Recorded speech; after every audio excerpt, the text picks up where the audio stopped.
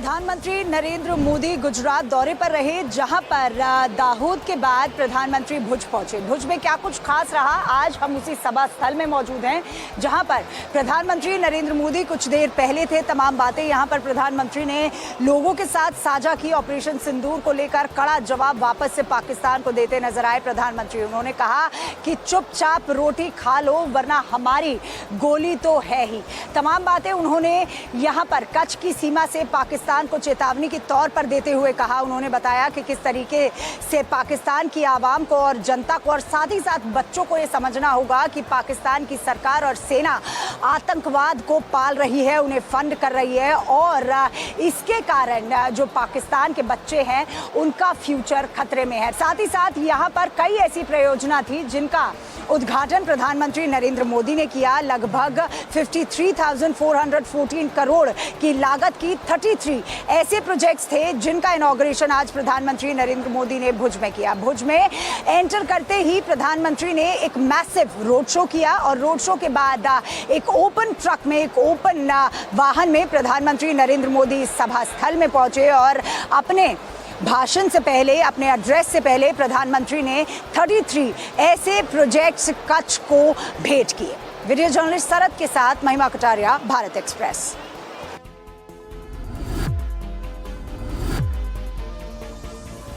जाति जनगणना के फॉर्म में कॉलम 7 जोड़ने यानी सरना धर्म कोड की मांग को लेकर कांग्रेस का एक बड़ा धरना रांची के राजभवन के सामने चल रहा है। और जैसा कि साफ तौर पर देख सकते हैं, राजभवन के सामने ये धरना चल रहा है और इस धरना में जो प्रभारी हैं के राजू समेत तमाम जो बड़े दिग्गज हैं, प्रदेश अध्यक्ष हों, विधायक हों, जो मंत्री हैं कांग्रेस कोटे के, सभी लोग शामिल हैं। और बैनर और तख्तियां बता रही है कि इन लोगों की मांग क्या है। सरना धर्म कोड जनगणना प्रपत्र में शामिल किया जाए और अगर ये लागू करने में केंद्र की सरकार कोई परेशानी करती है, किसी तरह की अड़चन उत्पन्न करती है, बाधा उत्पन्न करती है, तो आदिवासी अस्मिता, अस्तित्व एवं पहचान के लिए कांग्रेस पार्टी का जो ये आज का राजभवन घेराव प्रदर्शन है, ये दिल्ली के जंतर मंतर तक जाएगा और हर स्तर पर आंदोलन किया जाएगा। अब देखना है कांग्रेस का ये जो आंदोलन है, ये आंदोलन कहां तक जाता है। भारत एक्सप्रेस के लिए कैमरामैन धर्मेंद्र के साथ मधुकर आनंद, रांची।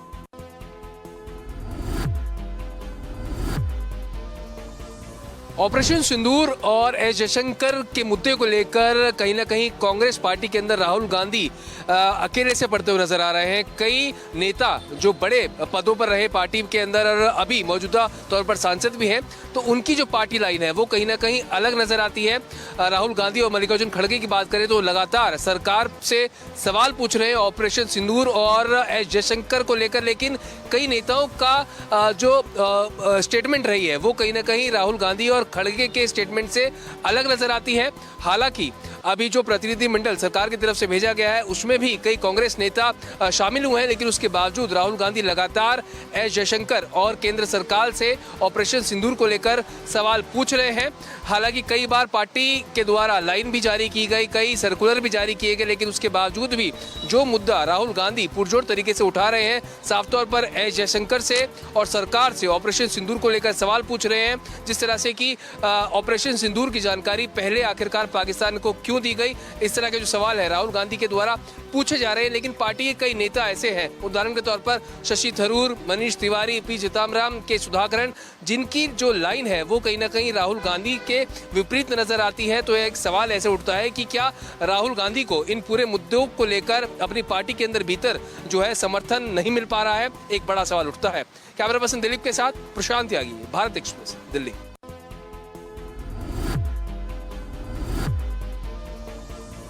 मुंबई में 200 मिलीमीटर बारिश हुई है, जिसकी वजह से कई जगहों पर हाल बेहाल हैं। मुंबई की नई एक्वा मेट्रो लाइन पे भी पानी भर गया, जिसकी वजह से मेट्रो को कुछ स्टेशन तक रोकना पड़ गया है। और साथ ही साथ मुंबई में कई जगहों पर जलजमाव जैसी स्थिति देखने को मिली है। मुख्यमंत्री लगातार इस पूरे मामले को लेकर के अधिकारियों के साथ संपर्क में है। साथ ही साथ उप मुख्यमंत्री और डिजास्टर मंत्री दोनों इस पूरे मामले को लेकर आज डिजास्टर यूनिट में उन्होंने दौरा किया, वहां के कंट्रोल रूम का जायजा लिया और उसके बाद उन्होंने पाया कि जहां जहां पर पंप बंद हैं, जिन जिन जगहों पर दिक्कतें हुई हैं, वहां पर एडिशनल बीएमसी के कर्मचारियों को तैनात करने के लिए, ताकि जो भी दिक्कत मुंबईकरों को हुई है वो ना हो। साथ ही साथ मुंबई में रेड अलर्ट को देखते हुए फिलहाल ऑफिसेज को छुट्टी देने का मुख्यमंत्री कार्यालय ने फैसला लिया है। वीडियो जर्नलिस्ट रोहन के साथ अभिषेक पांडे, भारत एक्सप्रेस, मुंबई।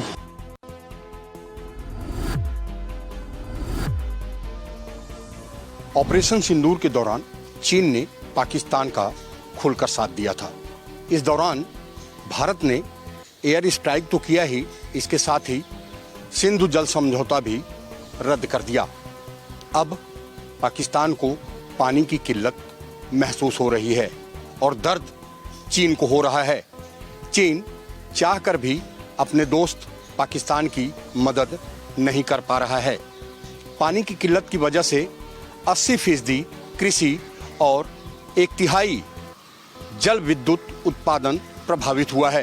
अभी ग्लोबल वार्मिंग हो रही है, तो पानी का जो फैलाव जिस प्रकार से नीचे आता है, जो स्टडी फ्लो होते थे, वो अभी होने वाले नहीं है। तो पाकिस्तान को पानी का बहुत प्रॉब्लम होने वाला है और चीन इसके बीच में कुछ नहीं कर सकता है। विशेषज्ञ मानते हैं कि चीन किसी भी तरह से इस मसले पर पाकिस्तान की मदद नहीं कर सकता और आगे आने वाले दिनों में जब फसलों को पानी की ज़रूरत महसूस होगी, तब पाकिस्तान को और भी परेशानी का सामना करना पड़ सकता है। कैमरा पर्सन धर्मेंद्र के साथ राकेश, भारत एक्सप्रेस, दिल्ली।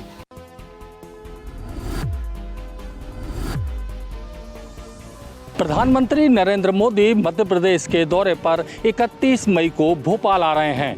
ऑपरेशन सिंदूर के बाद मध्य प्रदेश का प्रधानमंत्री का ये पहला दौरा होगा। लोक माता अहिल्याबाई के जन्मदिन के अवसर पर एक सम्मेलन आयोजित किया जा रहा है, महिलाओं का सम्मेलन आयोजित किया जा रहा है, जिसमें प्रधानमंत्री शामिल होंगे। इस महिला सम्मेलन में महिला सशक्तिकरण को लेकर यह आयोजित किया जा रहा है, जिसमें 2 लाख से ज़्यादा महिलाएं शामिल होंगी। भारतीय जनता पार्टी और मध्य प्रदेश सरकार इसकी तैयारियों में लग गई है। भारतीय जनता पार्टी के मुताबिक इस पूरे सम्मेलन को महिलाएं ऑपरेट करेंगी, यानी कि पूरी व्यवस्थाएं महिलाओं के हाथ में रहेंगी, जिसके लिए तमाम सारे पदाधिकारियों और कार्यकर्ताओं की टोलियां बनाई गई हैं और इस टोलियों की लगातार बैठकें भी चल रही हैं, जिसमें मंच सज्जा से लेकर मंच व्यवस्था से लेकर सारी व्यवस्थाएं महिलाओं के हाथ में होंगी और इसमें कई महिलाओं को सम्मानित भी किया जाएगा और ये पूरी तरह से महिलाओं पर केंद्रित रहेगा। और ऑपरेशन सिंदूर के बाद इस महिला सम्मेलन को एक मध्य प्रदेश में महिला सशक्तिकरण के तौर पर भी देखा जा रहा है। कैमरामैन मनीष के साथ भारत एक्सप्रेस के लिए भोपाल से अजय भटनागर।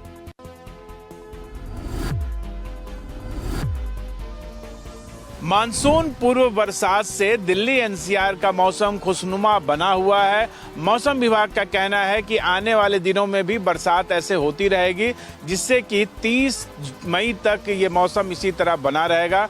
पर उसके बाद गर्मी का एहसास होगा, क्योंकि मानसून जो पूर्व में आया है, पहले आया है, वो केरल से महाराष्ट्र तक तो पहुंच गया है, पर दिल्ली पहुंचने में जो उसका निर्धारित समय है 27 जून से 30 जून, उससे पहले आने की संभावना है। तो लगातार जब जब बरसात होगी तो दिल्ली का मौसम खुशनुमा रहेगा, लोगों को राहत की सांस मिलेगी और उमस के गर्मी से राहत मिलेगी।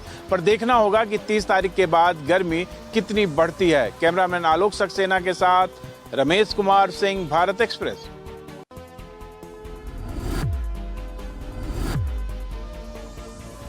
अभी प्री मानसून भी शुरुआत नहीं हुई है, जबकि आज अचानक से मौसम में बदलाव हुआ और उस मौसम बदलाव के बाद जो बारिश हुई उसके हालात मेरे पीछे देख सकते हैं किस तरह से बयां हो रहे हैं।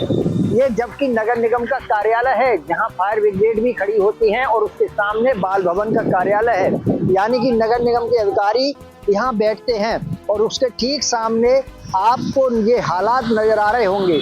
लोगों को परेशानी का सामना करना पड़ रहा है ऐसे पानी में से निकलकर अपनी जान को खिलवाड़ यानी कि जान को अकेली पर रखकर लोगों को चलना पड़ रहा है और लोग जो है नगर निगम और शासन को कोसते हुए नजर आ रहे हैं। लोगों का साफ तौर से कहना है कि अभी तो प्री मानसून की शुरुआत भी नहीं हुई है। ऐसे में जब ये हालात हैं तो बारिश के मौसम में क्या हालात होंगे। मनोज चौबे, भारत एक्सप्रेस, ग्वालियर।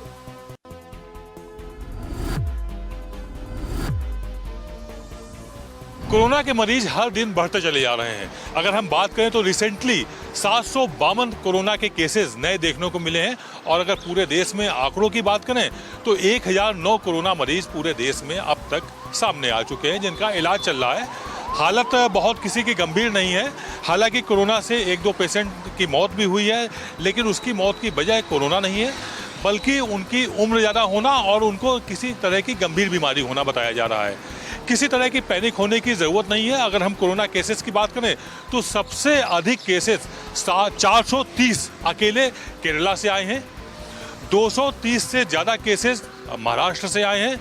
अगर हम पहले कोरोना की 2 वेव्स की बात करें, पहली और दूसरी, जो बहुत घातक वेव्स थी, उसमें भी सबसे ज़्यादा मरीज केरल से ही मिले थे, महाराष्ट्र से ही मिले थे। और इसी के साथ सभी प्रदेशों में एक तरह से जहां जहां कोरोना के मरीज पाए गए हैं वहां पर गाइडलाइन जारी कर दी गई। दिल्ली में खास तौर से अस्पतालों को अलर्ट मोड पर रख दिया गया है।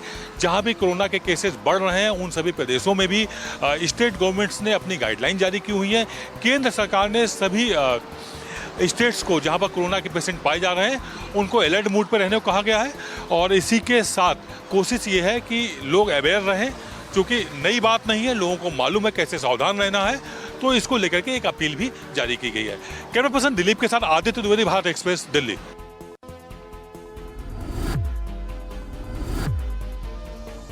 यशवंत वर्मा के घर मिले कथित कैश बरामदगी मामले में सुप्रीम कोर्ट के इन हाउस कमेटी द्वारा गठित कमेटी की रिपोर्ट और सीजेआई द्वारा प्रधानमंत्री और राष्ट्रपति को भेजे गए पत्र से संबंधित दस्तावेजों की मांग को लेकर दायर आरटीआई आवेदन को सुप्रीम कोर्ट के संबंधित विभाग ने खारिज कर दिया है। अधिकारी ने कहा है कि इससे संबंधित जानकारी साझा नहीं की जा सकती है। उन्होंने यह भी कहा है कि जो सुप्रीम कोर्ट बनाम सुभाष चंद्र अग्रवाल के मामले में सुप्रीम कोर्ट ने फैसला दिया हुआ है, उस फैसले के तहत इससे संबंधित जानकारी या इससे अन्य मामले से संबंधित भी जानकारी साझा नहीं की जा सकती है। आपको बता दें कि जस्टिस यशवंत वर्मा को लेकर इससे पहले भी एक सुप्रीम कोर्ट में याचिका सुप्रीम कोर्ट के वरिष्ठ वकील नेदुम्पाड़ा ने दायर की थी। याचिका में उन्होंने इस मामले की जांच कराने की मांग की थी, जिस पर जस्टिस ओका ने कहा था कि भारत के मुख्य न्यायाधीश ने इन हाउस कमेटी की रिपोर्ट को प्रधानमंत्री और राष्ट्रपति को भेज दिया है। अब देखना होगा यहां से अर्जी खारिज होने के बाद अमृतपाल कहां दरवाजा खटखटाता है। भारत एक्सप्रेस के लिए कैमरा पर्सन पवन शर्मा के साथ गोपाल कृष्ण।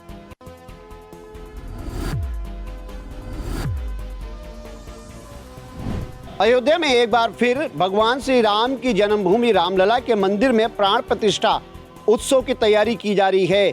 3 जून से 5 जून तक ये 3 दिवसीय ये प्राण प्रतिष्ठा का उत्सव चलेगा। लेकिन इस बार जो प्राण प्रतिष्ठा होनी है वो परकोटा में बने 8 मंदिरों की होगी। हालांकि 14 मंदिर बनाए गए हैं, लेकिन 14 मंदिरों में से 8 मंदिरों की प्राण प्रतिष्ठा होगी। 3 दिवसीय ये प्राण प्रतिष्ठा का उत्सव चलेगा।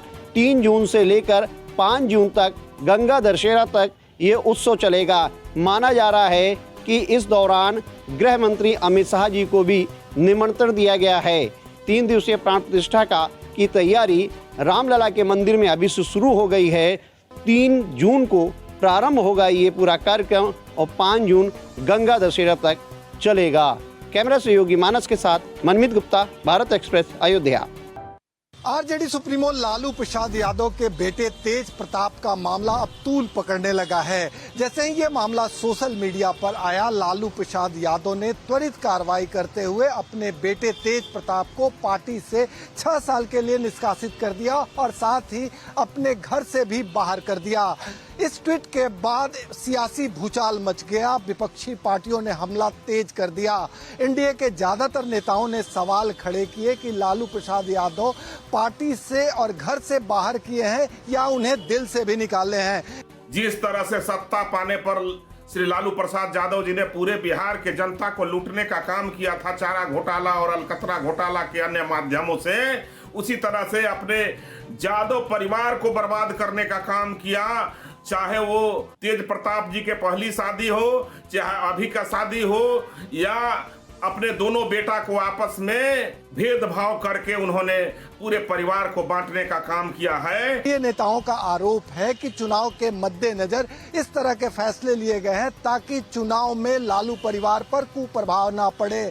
उसके बाद आरजेडी की तरफ से सफाई आई। आरजेडी प्रवक्ता शक्ति यादव ने साफ साफ कहा कि लालू प्रसाद यादव के बड़े बेटे का ये निजी मामला है, वो एडल्ट है और विपक्षी पार्टियों को इस तरह से हमलावर नहीं होना चाहिए। आंकड़े इतने हैं ना कि बोलना शुरू करेंगे तो मुंह छिपाना है का जगह नहीं मिलेगा। कोई भी व्यक्ति जो अपनी उम्र को प्राप्त कर लेता है, एडल्ट हो जाता है, निजी जीवन में उसको निर्णय लेने का अधिकार हो जाता है, गुण दोष के आधार पर वो निर्णय लेता है। कुल मिला के आरजेडी इस मुद्दे पर बैकफुट पर है और एनडीए के नेता लगातार हमला कर रहे हैं। अब आरजेडी को इस बात की चिंता सता रही है कि कहीं विपक्षी पार्टियां बिहार विधानसभा चुनाव में इसे अहम मुद्दा न बना दे और इससे पार्टी को नुकसान न पहुंचे। वहीं एनडीए के ज्यादातर नेता इसे एक मुद्दा बनाना चाहते हैं और पहली पत्नी ऐश्वर्या राय का हवाला देकर लगातार हमला कर रहे हैं। सहयोगी कैमरामैन राकेश के साथ भारत एक्सप्रेस के लिए पटना से आशुतोष कुमार।